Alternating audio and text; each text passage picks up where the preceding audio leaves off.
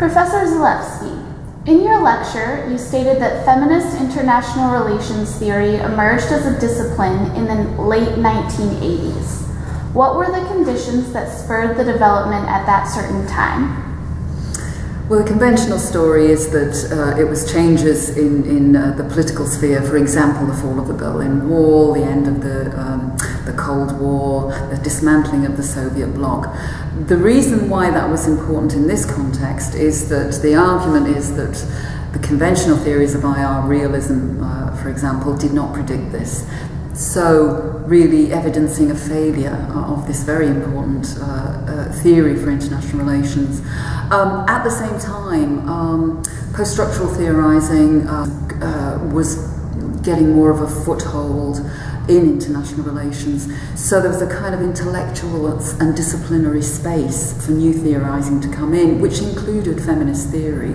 So on the one hand, the fall of the Berlin Wall, on the other hand, a bit of a space for these new theories to come in.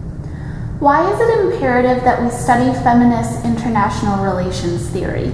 The short answer is that we'll have a very inadequate understanding of how power works, how violence gets reproduced, how the degradations that we associate with the international political realm, particularly in relation to women, but not only, how they continually reproduce year on year, day on day, year on year. So feminist theory is extremely important to work with feminist theory, not just because it reveals all the hidden stories about women, whether these are good or bad stories, but also, and at the same time, because it tells us so much more about power, it tells us so much more about how power works, so much more about how violence gets reproduced than conventional theories.